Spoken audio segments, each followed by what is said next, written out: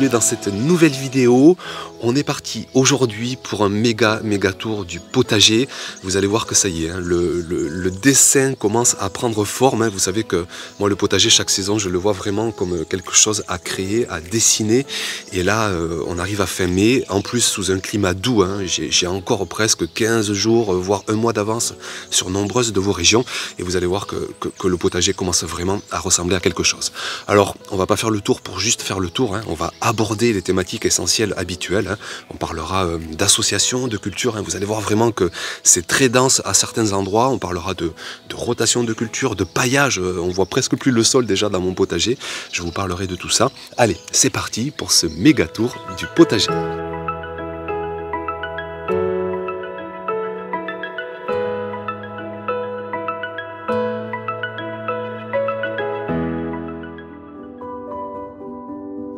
Allez, on attaque avec la parcelle à pommes de terre et on arrive en plein vraiment dans la récolte des pommes de terre primeurs.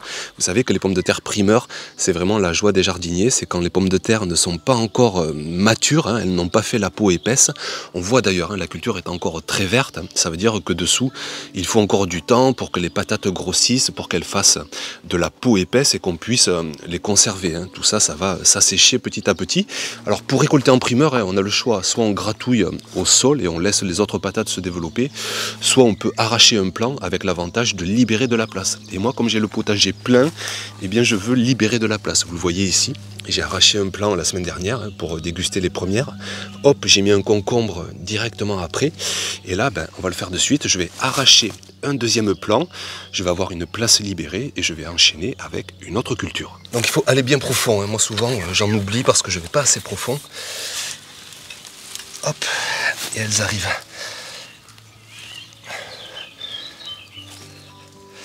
Des tout petites, mais on perd rien. Ouais. Donc voilà la récolte. Comprenez vraiment que c'est un compromis à récolter précocement pour aller chercher du goût, mais on y perd un peu en quantité. Moi, si j'avais laissé tout ça largement un mois de plus, j'aurais quasiment doublé la récolte avec des pommes de terre plus grosses, mais des peaux plus dures, un goût un peu moins prononcé. Donc moi là, j'ai une place qui se libère, je suis tout content, et on va aller ensemble direct choisir un plant et directement l'implanter. Donc mes plants, j'ai tout sorti en extérieur parce que dans ma serre, il fait vite chaud en journée. Donc voilà tout mon reste de stock. Je vois que j'ai des genres de concombres, courgettes. Tiens, là-bas, je suis sur un espace un peu ombragé. Là, j'ai des arbres au-dessus, des pommes de terre, courgettes ou tomates. Qu'est-ce que j'ai d'autre par ici? J'ai de l'aubergine, ça mérite plus de soleil. Enfin, vous voyez comment je réfléchis, j'essaie de m'adapter un petit peu au stock que j'ai. Là, j'ai un genre Ah, ça, c'est une courge. Je vais mettre ça. C'est un petit calibre, pomme d'or, à mi-ombre. Là-bas, elle va se régaler.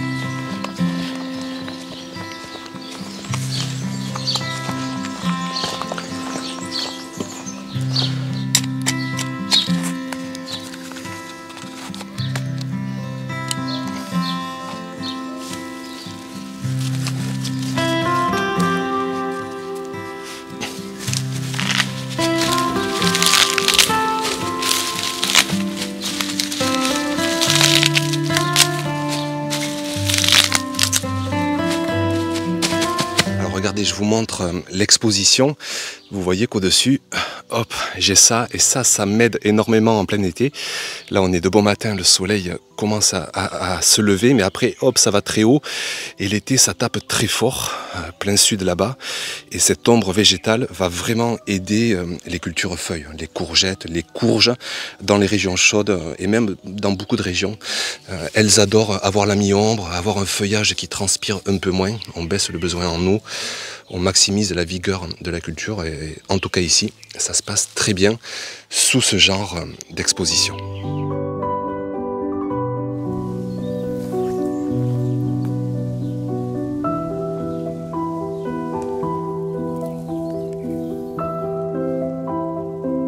Allez, on va continuer avec les carottes. Je vous montre au passage cette zone. J'avais montré dans une dernière vidéo, c'était énorme. J'avais tout un paillage stocké de tous mes restes de culture, de tonte, enfin bref, plein de végétaux et vous voyez qu'il n'y a presque plus rien. Et tout ça donc s'est mis petit à petit au potager avec des compléments de foin. Donc on arrive sur la culture de la carotte, j'ai tout montré, j'ai tout partagé avec vous ces derniers mois. Donc je ne vais pas trop y revenir, juste dire que le plus dur est fait, semer, maintenir une bonne humidité. Chez vous, vous pouvez lancer des semis de carottes en ce moment. Maintenez vraiment l'humidité du sol, c'est la première clé de fertilité. Moi j'ai fait ça très précocement début février, donc février, mars, avril, mai, on arrive à 4 mois, vous voyez que c'est très lent quand on commence tôt, voire même trop tôt. Franchement, l'année prochaine, je commencerai qu'en mars parce que là, ça va faire 4 mois que la parcelle est prise par les carottes. Alors niveau association, des laitues à côté qui se portent magnifiquement bien. Et niveau contreplantation, c'est planter dans une culture qui n'est pas encore finie. Sitôt que j'arrache des laitues, eh bien hop, j'ai une place, j'enchaîne avec des cultures d'été. Concombre et ici une tomate à mi-ombre, là aussi elle va se régaler. Alors j'ai presque envie de mettre un coup de fourche, de récolter les premières carottes de la saison. Elles vont être encore un peu trop petites je pense, il leur faut encore un mois, je le ressens. Mais allez, on va se récolter les premières carottes primeurs. Yes. Alors ça c'est la jaune du Doubs, elle est jolie. On va aller derrière. Alors, par contre, oh là, l'odeur qui se dégage. Celle-ci est jolie aussi. Donc vous voyez, un ensemble mitigé pour des récoltes précoces. Je vous répète que c'est très tôt en saison. Tout ça va doubler normalement, ou en tout cas va encore bien augmenter.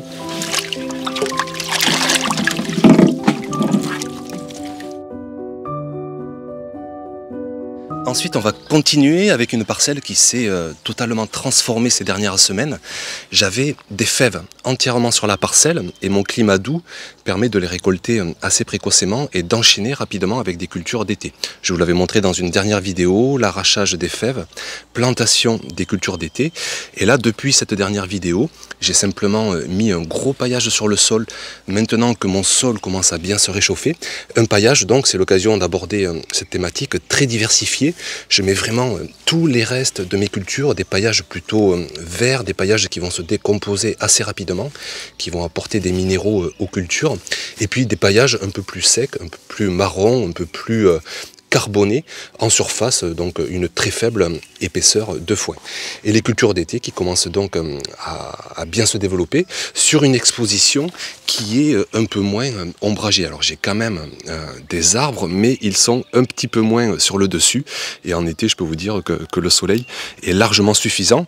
Donc d'avoir cette exposition très ensoleillée, eh bien je mets des cultures qui aiment ça, notamment les aubergines, les poivrons, les melons, les pastèques. Tout ça commence à se développer. Et sur le côté, des plants de fèves qui, eux, sont certainement comme ceux que vous avez peut-être chez vous. Ils ont été plantés bien plus tard et ça me permet d'étaler les récoltes, de continuer à profiter un petit peu de cette culture. Là, je vais faire les dernières récoltes, profiter des dernières fèves. Mais bon, quelque part, on commence à ne plus trop en avoir envie parce qu'on a d'autres cultures qui arrivent, d'autres récoltes qui commencent à s'enchaîner, notamment les courgettes, vous verrez tout à l'heure. Et donc les fèves, eh bien ça y est, elles ont passé par ici leur saison et elles font petit à petit la place à d'autres cultures. Là aussi, le paillage est mis en place. Je vois l'arrosage, je vous en parle aussi. En ce moment, on a la chance d'avoir quand même une belle humidité, des orages. J'ai pour l'instant évité la grêle, j'espère que ça va durer. Si la pluie manque, on est encore en mi-saison. Donc l'arrosage est vraiment pour l'instant très peu consistant. Mais ça remplace la pluie. Et il faut qu'on arrose la nuit. C'est évident, il n'y a pas besoin d'arrêtés préfectoraux pour ça. Mais bon, l'eau et le potager, vous savez, c'est tout un sujet extrêmement complexe, mais répétez que l'eau c'est la première fertilité dans une approche biologique. Alors soit vous l'avez, elle tombe du ciel, et sinon il faut parfois la remplacer pour maintenir ça là, le moteur du potager. Et le moteur, il n'a pas besoin d'essence dans notre potager, il a besoin d'eau pour que tout fonctionne. Si vous mettez un paillage sur un sol sec, rien ne fonctionnera, il va devenir poussière, il va se disperser dans l'air et rien ne sera valorisé dans votre sol. Donc vraiment essayez de tout faire pour maintenir une belle humidité dans votre potager.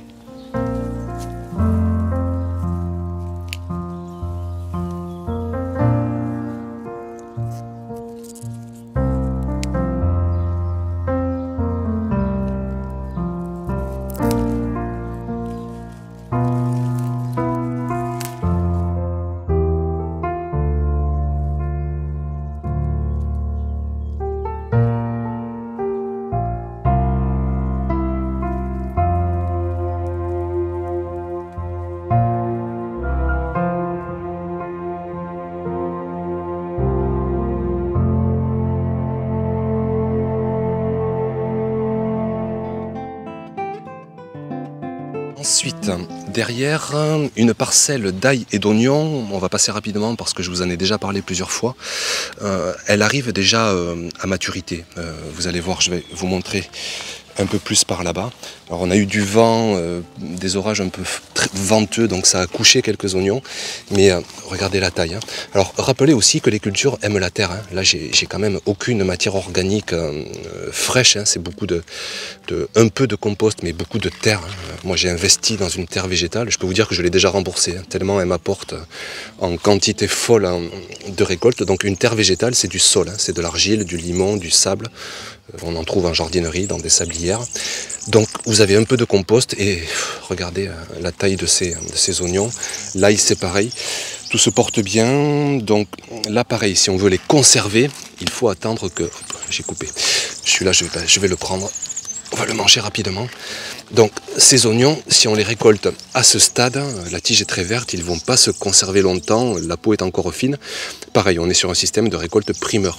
Si on veut les conserver, on va attendre que la tige jaunisse beaucoup plus que ça, hein, que les 2/3 soient complètement asséchés. Donc moi je récolte une partie en primeur et hop, je remplace avec d'autres cultures et une grosse partie sera récoltée en conservation, mais une fois seulement que les tiges seront bien sèches.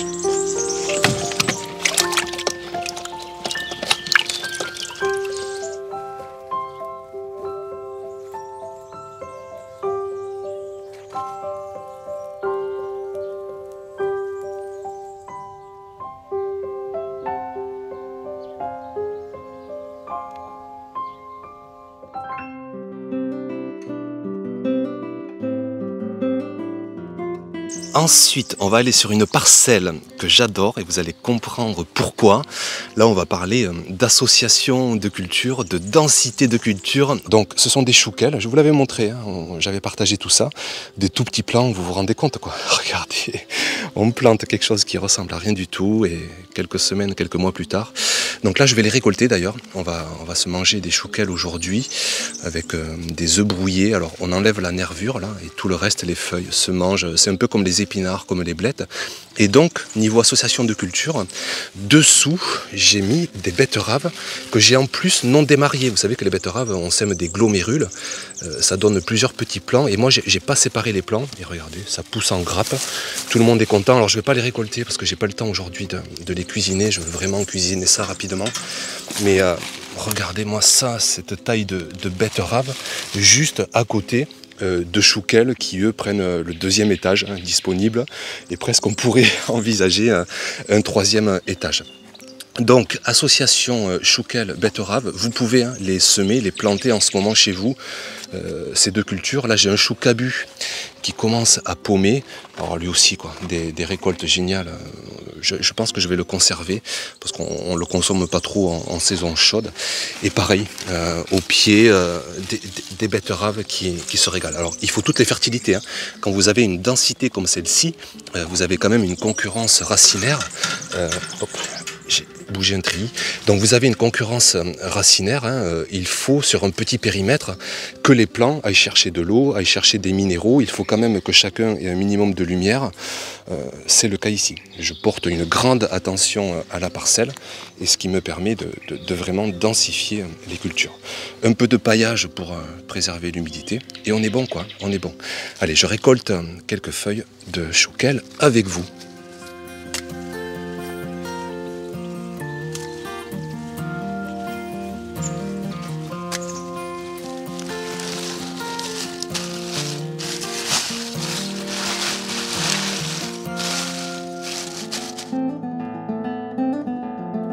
Allez, on passe ensuite à une autre zone, notamment les carrés potagers.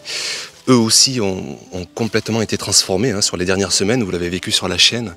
J'ai d'abord installé tout un mélange de mesclins, des mesclins asiatiques, des mesclins plutôt classiques, on s'en est régalé pendant plusieurs semaines. Et puis j'ai fait la place pour une culture d'été et notamment les tomates.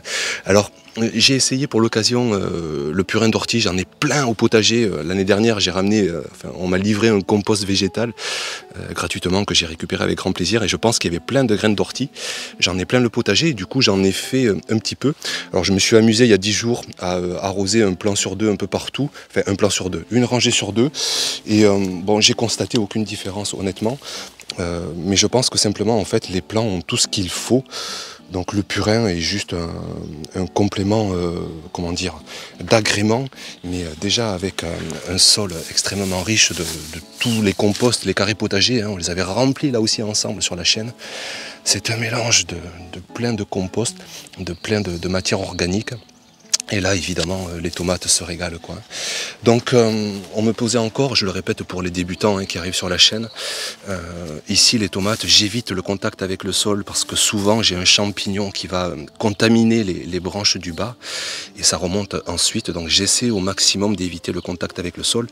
Donc, j'effeuille les branches du bas. Ensuite, j'aime bien vraiment mener la culture en hauteur, que ce soit pratique pour la récolte, que ce soit oxygéné. Il y a aussi un côté, je pense, esthétique que j'aime bien, mener ma culture comme celle-ci. Donc je taille aussi une majorité des gourmands, hein, vous voyez ici. Hop, allez, on l'enlève si possible le plus rapidement, hein, avant qu'il se développe de trop. Les plants en tomates cerises, je les laisse buissonner, hein. Les fruits sont plus petits, demandent moins d'eau, ils demandent moins de minéraux, donc on peut laisser buissonner. D'avoir un climat doux, encore pas trop chaud, tant qu'on est sous les 30 degrés, la tomate se régale. Au-dessus, elle commence vite à souffrir. C'est pourquoi je l'installe un peu à mi-ombre. J'ai des oliviers qui font un peu d'ombre, des platanes là-bas qui portent aussi une ombre. Pas trop d'ombre non plus, hein, surtout si vous êtes en région moins chaude, parce que rapidement, la culture, sinon, elle va chercher la lumière, elle va monter et elle va perdre en fructification. Donc, à vous de voir selon pardon, vos contextes.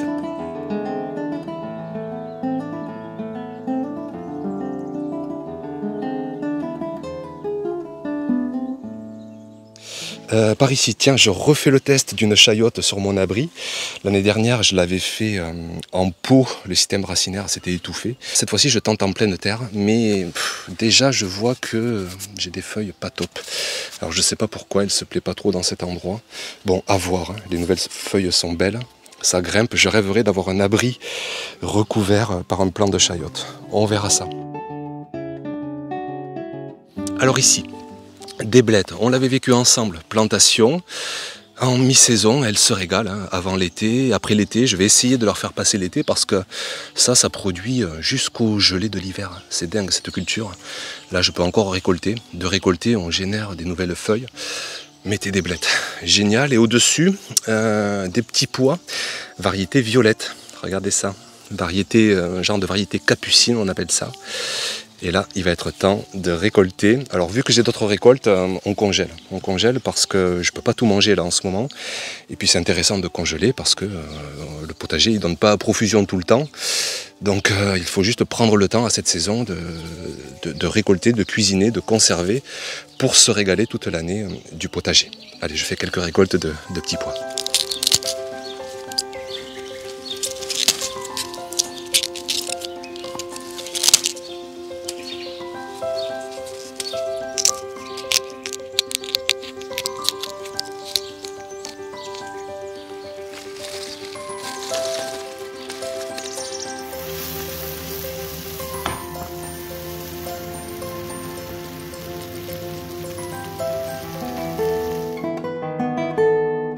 Ensuite, encore une parcelle où on va pouvoir parler d'association de culture, même d'aromatique. Ici, on a une plante à curry. Oh, et puis, je peux vous dire, ça sent sacrément fort le curry.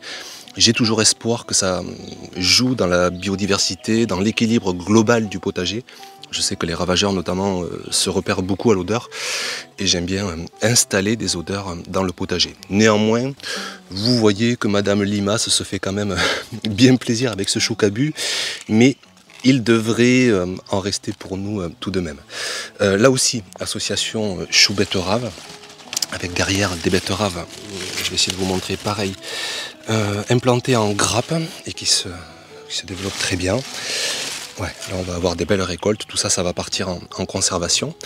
Et derrière, des tomates, alors elles aussi, je les ai mis assez à l'ombre, hein, toujours dans mon contexte de trop de chaleur. Là, je vous montre un exemple sur 2 tiges. Hein. Donc j'ai laissé un gourmand se développer et il nous a développé une 2e tige. Par contre, sur chacune des tiges, maintenant, hop, j'enlève les gourmands pour pas que ça buissonne de trop. Et puis je répète qu'ici, j'ai une contrainte quand même en eau. Et un plant transpire énormément, et transpiration, c'est besoin d'eau. Hein. Le paillage, ça aide à garder l'eau dans le sol, mais le paillage, ça ne va pas empêcher le plant de transpirer. Alors l'ombrage aide. Donc mon but vraiment en tant que jardinier, c'est minimiser par chez moi le besoin en eau. Donc c'est pour ça notamment que j'aide mes plants de tomates, que je les effeuille parfois, que je les taille parfois. Et tout se passe bien ainsi. Donc on commence à avoir les premières tomates sur certains plants, hein, on les voit là-bas. Hop, je vais y aller. On commence à avoir de belles fructifications. Faites attention à ne pas forcer en azote, hein, notamment l'urine, j'en parle souvent, un peu en début de croissance, mais pas plus après, sinon ça va faire trop de feuillage. Là, un gourmand, allez hop, je me sépare de toi, il fait sec, hein, faites partant sec, sinon on peut générer des maladies, mais sinon c'est un geste vraiment inoffensif, hein, comme si on se coupait un ongle. Le plant l'apprécie plus qu'autre chose. Donc des premières tomates, et puis dans une dernière vidéo, hein, je vous ai parlé d'enfoncer ou pas les plants. Alors j'ai fait des tests, hein, celui-ci par exemple, il est très peu enfoncé, on voit les tiges blanches, les racines, je vais y arriver, les poils blancs. Et pour autant, donc j'ouvrais le débat dans cette dernière vidéo en montrant que des plants non enterrés profondément se portent dans la majeure partie des cas tout aussi bien que ceux enterrés profondément. Alors le débat est ouvert. Allez, on continue. Des courgettes. Alors là, je sais que ceux qui sont en région froide, ils vont se dire mais c'est pas possible, ils trichent. Des courgettes, mais si. Écoutez, voilà, c'est l'avantage du climat doux. On a un mois d'avance et des courgettes qu'il va pas falloir tarder à récolter parce qu'elles sont vraiment meilleures à ce stade. Elle est un peu plus grosse et hop, on récolte. Elles font pas encore de graines. La chair n'est pas encore farineuse. On a commencé à faire les premiers beignets là. D'ailleurs, j'en ai fait trop, un saladier entier de pâtes. Ça fait 3 jours qu'on en mange, mais c'est bon, donc on s'en lasse pas. Donc courgettes, vous voyez, à mi-ombre, et c'est ce que je vous expliquais, un tel feuillage à mi-ombre avec ce réchauffement climatique, ça apprécie. Des tomates plantées, contre-plantées en fait, dans des radis. Les tout derniers, hein, après moi en saison chaude, en pleine saison, j'arrête les radis. Ici un paillage encore différent, donc là c'est vraiment... c'est vraiment le bazar en fait. Enfin le bazar, la diversité. Ça c'est un mot clé chez moi. Le potager est complexe et pour moi la complexité amène la diversité. Donc je me refuse les monopaillages, les monométhodes. J'apporte de tout, je diversifie l'assiette, le repas dans mon potager. D'ailleurs là il y a même du compost de surface, hein. C'est pas très beau. Hein. Des essuie-tout, des bouts de carton, vous voyez ce que je mange, hein, des vieux radis, une pomme qui a hélas pourri, mais elle n'est pas perdue. Elle fait la nourriture de mon potager, de la biodiversité de mon potager.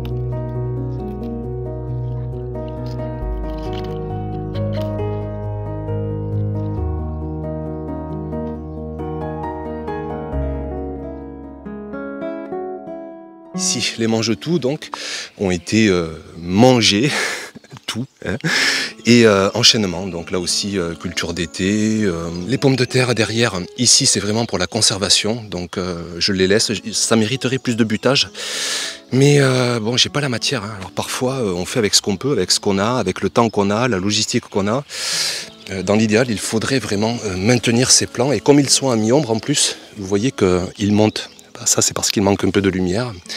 Ça ne va pas empêcher de bonnes récoltes, mais ça mériterait un butage, parce que là s'il y a un fort vent, ça peut casser et je peux perdre en productivité. Bon, contraintes, on a tous des contraintes, hein. On fait avec ce qu'on peut, avec ce qu'on a sous la main en termes de temps, de place, en termes de logistique.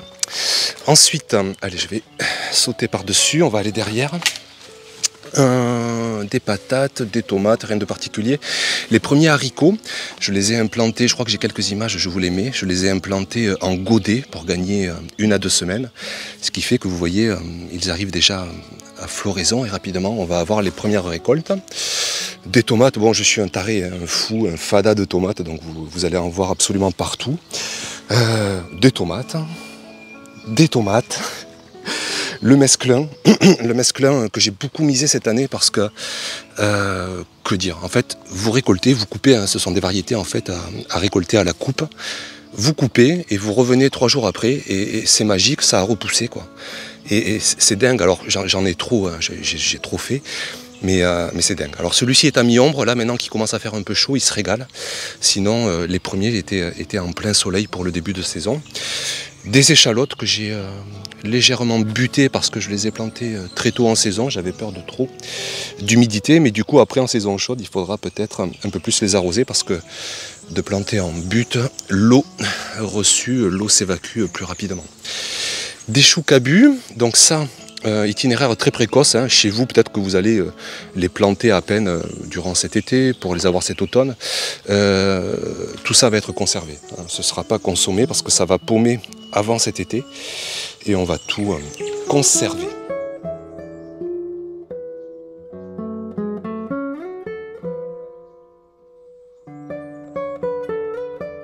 Regardez le paillage, ici un semblant de tonte. Bon, j'ai tondu, je crois même pas 2 fois. On manque d'eau par ici. Quand je vous vois là, alors c'est sûr, hein, l'excès d'eau c'est pas bon. En fait, l'excès n'est pas bon au potager, que ce soit l'excès d'eau, l'excès de soleil. Hein, je le répète, mais la meilleure météo est celle qui ne dure pas. Mais je me demande si l'excès de soleil n'est pas plus dur à nuancer, hein, mais n'est pas plus dur que l'excès d'eau, parce que l'excès d'eau, si vous avez un sol un peu meuble, un peu carboné, tout va être tamponné, quoi. Tout va être mis en réserve. Vous allez avoir un sol de fou sur 40-50 cm rempli d'eau et à la moindre douceur de température, de soleil, tout va pousser à fond. Alors que l'excès de soleil, moi je peux vous dire, là, avant qu'il fasse humide, qu'on ait quelques orages, ça traînait, hein, ça traînait du pied, ça traînait de la patte. Et sitôt qu'on a eu une humidité, ça explose de partout, quoi. Ça explose de partout parce que l'eau c'est la vie et le potager c'est de la vie. Donc l'équation est vite jointe, hein. Potager égale eau égale vie qui se développe et végétaux qui poussent. Des petits pois, les derniers de la saison par ici, et on va continuer derrière avec un dernier itinéraire de mange-tout. Vous voyez qu'il arrive à peine en floraison. Alors le seul souci, tiens, de l'ortie dont je vous parlais tout à l'heure, il pousse un peu partout. Alors c'est magique, c'est aussi ça aussi, hein. Vous avez une fleur. Et même pas 2 jours après, vous avez le mange-tout prêt à récolter. C'est assez dingue. Des amarantes, hein, toujours pour la beauté, le contraste du potager, la biodiversité. C'est une fleur en plus, c'est Xavier Mathias qui m'avait appris ça, du groupe C4 des fleurs, qui demande très peu d'eau. Rien à voir avec une culture de légumes. On n'a pas 5 kg de tomates à faire grossir, on n'a pas un énorme feuillage, le besoin en eau est complètement différent d'une culture potagère. Et du coup ça pousse. Je me souviens l'année dernière qu'il avait fait très chaud. Des cultures végétales, potagères étaient anéanties, mais l'amarante, elle, était toujours debout. Encore des haricots, du fenouil. Alors oui, vous dire quelque chose d'intéressant.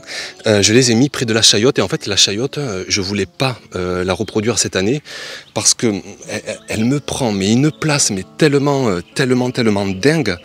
Je me suis dit bon, tu vas la mettre en bordure de potager, mais comme je vois que l'autre peine, je me dis qu'en fait je vais la laisser, mais je vais couper presque le 3/4 des tiges, parce qu'avec un quart de récolte, j'en ai assez, quoi. Récolter 200 chayottes, j'arrête pas de donner, j'en mets au compost, j'en ai tellement trop, donc je vais ratiboiser là une grande partie des lianes et je vais essayer de la gérer en faisant pousser qu'une partie des lianes. Des laitues, alors vous voyez qu'on ne va pas tout manger, hein. On va pas tout manger parce que j'ai un excès. Et là aussi, contre-plantation. Donc les cultures d'après sont déjà en place. Concombre, tomate, d'ailleurs il faut que je la tuteur. Hein. Vous voyez que le plan s'affaisse. Aubergine, tomate. Là-bas une courge que je vais faire courir. Et d'ailleurs, tiens, c'est l'occasion, j'ai oublié, je vais vous montrer les courges. Alors pour vous montrer les courges, je vais passer sur l'allée la plus à gauche. Alors là, c'est de la consoude que j'implante, des purins à venir. Je vous en reparlerai. Donc les courges, oui, je passe le plus à gauche, la partie la plus à l'ombre, parce que toujours cette question d'exposition, et les courges chez moi, elles se régalent quasiment à l'ombre. C'est fou, mais vraiment. Hein. Alors attention, hein, c'est pas une ombre noire, le soleil est tout proche, en journée, il arrive quasiment, hein, il est sur la parcelle. Donc c'est une ombre portée, une ombre assez lumineuse. Et donc j'ai installé mes courges, vous allez le voir, tout le long de ma haie. Donc ici, contreplantation dans du mesclun, un à côté qui va courir sous les plants de tomates. Je continue plus loin. Voilà, ici à côté d'un plant de courgettes, un butternut, un autre butternut, une autre courge. Donc tout ça va littéralement m'envahir le coin du potager le plus à l'ombre. Donc déjà, ça évitera d'étouffer d'autres cultures. Combien de fois j'ai eu des cultures de courges qui m'ont étouffé, des melons, des pastèques. C'est tellement une culture envahissante.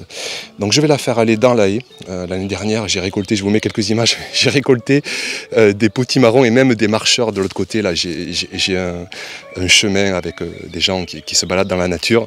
Et j'en ai rencontré qui m'ont dit qu'ils avaient récolté des potimarrons qui avaient carrément traversé la haie, qui avait fait plus de 10 mètres de pouce. Donc la haie va me servir, va devenir nourricière avec mes plants de courges. Alors ce sont que des petits calibres, hein. Butternuts, pommes d'or, Jacoby Little. On trouve ça bien plus pratique et bien plus goûteux en cuisine. Dernière zone, par quoi on commence? Allez, on va aller au milieu. Artichauts qu'on finit de récolter très très tôt ici. Hein. Les artichauts, après ils ont vite chaud. Et puis ça tombe bien parce qu'après on a d'autres récoltes. Alors chez vous pareil, peut-être que vous les avez seulement plantés, que vous les récolterez en arrière-saison. N'oubliez jamais de lier le potager à votre contexte, de ne jamais jalouser. Moi je vous jalouse ensuite, hein, en plein été, quand vos potagers ont moins chaud. Donc surtout, ne jalousez pas le potager, dites-vous que simplement il est plus en avance. Donc là c'est pareil, un sol, alors ici en plus c'est les toutes premières parcelles. Donc là on arrive bientôt à 10 ans d'apport de sol, quoi. Donc on y va à la main et je peux vous dire qu'on y va sur 40 cm alors que j'ai jamais fait rentrer un engin à moteur sur toutes ces dernières années.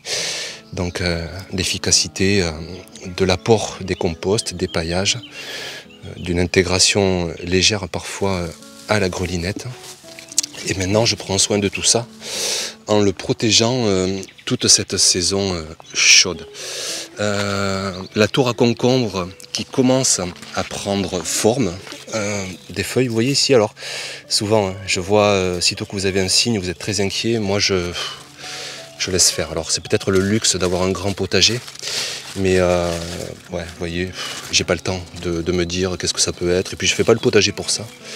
Et puis souvent, très très souvent, il y a de grandes chances que le plan résiste. Bon, c'est un peu utopique, c'est un peu bisounours peut-être, mais souvent ça se passe bien. Donc des concombres un peu partout, et j'espère, on verra dans les semaines à venir, qu'ils vont prendre possession et que ça va réussir. On verra bien. Je change de sens pour que vous n'ayez pas mon ombre projeté par le soleil. Donc des plants de maïs, ça aussi je vous avais montré la plantation, j'ai planté assez serré, en ligne et en groupe, hein. Souvent, même si ça marche en les plantant de façon isolée, c'est quand même mieux de les planter en groupe pour la pollinisation, pour avoir de meilleurs résultats. Et des plants de physalis, alors là j'ai trop hâte, hein. Ils marchent super bien pour l'instant, on a des fleurs magnifiques, hein. Si vous avez l'occasion, mettez des physalis dans votre potager. Puis on arrive à la fraiserie. Alors elle a pris la pluie avec notamment des orages. Les fraises sont du coup un petit peu moins bonnes, mais bon, ça reste des fraises du potager. Pour l'instant, la bâche, enfin le feutre de paillage fait totalement son effet. Hein. J'ai pas à m'en occuper. Et pour moi, le temps, c'est assez précieux. Je finis... Allez, rapidement, avec le monde des fruits rouges. Ça, ce sont des framboises. Ça fait maintenant des années que vous avez vécu, pour ceux qui sont là depuis longtemps, la mise en place. Chaque année, j'ai installé des framboisiers, des cassissiers, des mûriers, enfin, tout ce qui vaut de l'or dans le commerce. Regardez, tout ça, voilà, on va arriver à récolte. Et ça, quand vous voyez le prix au kilo dans le commerce, je vous fais pas un dessin, je vous fais pas l'équation. Ouais, je vais vous laisser justement parce que là, il va être temps de récolter tous ces joyeux fruits rouges. Donc voilà pour cette vidéo. Comme à l'habitude, je pense que j'ai oublié tout un tas de choses, mais la saison débute et puis bien sûr, il y aura d'autres vidéos à venir pour continuer d'aborder l'ensemble des thématiques du potager. Je finis avec cette parcelle d'aromatique qui est ensoleillée à cette heure-ci matinale, mais qui rapidement, elle aussi, est assez à l'ombre et qui ne s'en plaint pas du tout avec un été qui va vite être trop chaud. Merci pour votre attention et puis à bientôt donc pour de prochaines vidéos. Ciao!